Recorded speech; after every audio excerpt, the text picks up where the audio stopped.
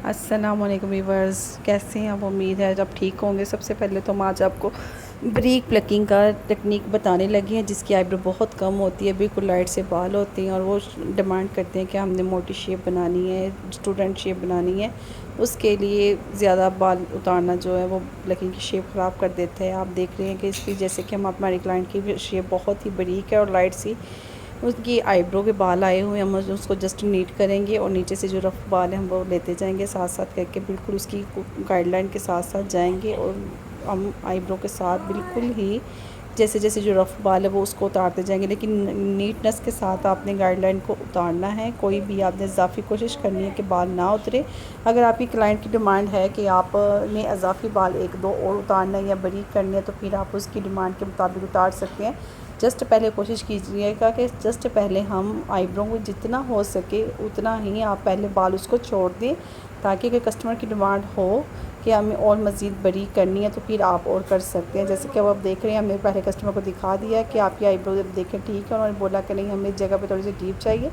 हमने उस जगह से फिर थोड़ी सी 2-3 बाल उतार दिए ताकि कस्टमर सेटिस्फाइड हो जाए। लेकिन आप कोशिश करें कि सबसे पहले बाल ज़्यादा उतारने की ना ही हमें ज़रूरत पेश आई। जस्ट हम उसको नीट करें, नीट करने के बाद आप उसको शेप दें जैसे कि एज ए क्लाइंट चॉइस होती है उस तरह। इस तरह ये होता है कि पहले ही एक मरतबा सारे बाल उतार दें तो फिर बाद में मुश्किल से ही शेप जो है ना वो सेट होती है। और अगर हम कम बाल उतारते हैं तो हमारे पास हल होता है कि हम उसको मज़ीद नीट कर लें। अगर सारे उतार देंगे तो फिर हल ही ख़त्म हो जाता है। अब हम दूसरी साइड पर आए हैं, दूसरी साइड पर हाथ चलाना बहुत डिफ़िकल्ट है, क्योंकि एक हैंड इधर राइट साइड में हमारी प्लकिंग बिल्कुल ठीक हो जाती है। जब हम लेफ़्ट साइड पे आती हैं तो हमारी आईब्रो शेप ख़राब हो जाती है, क्योंकि हमारा हाथ बिल्कुल सेट नहीं बैठता।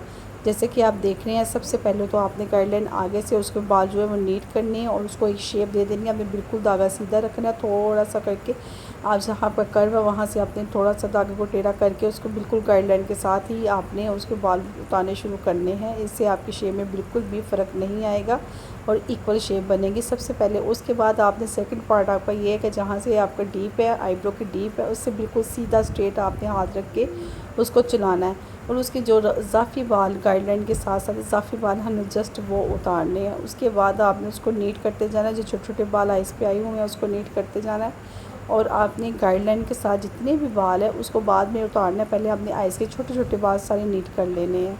अब हम आए हैं उसके बाद उसकी गाइडलाइन पे, जितनी भी उसकी जो कर्व है उधर हमने उसके बाल उतारने हैं आईब्रो के। आप देख रहे हैं कि हमने आईब्रो के बाल अब उतारना साइड से शुरू किया है। हमने जस्ट पहले वो बाल उतारने हैं जो रफ़ बाल है। उसके बाद हम गाइडलाइन के साथ देखेंगे कि हमें मज़ीद बाल उतारने की कहाँ ज़रूरत है। एक मरतबा ही सारे बालों को हम उतारेंगे तो हमारी शेप में फ़र्क आ जाएगा। हमने हौसले से और बिल्कुल ठंडे मिजाज से काम लेना होता है, ख़ास करके आईब्रो के मामले में। आईब्रो का बाल एक भी इजाफी होता है जो तो शेप बिल्कुल डिस्टर्ब हो जाती है।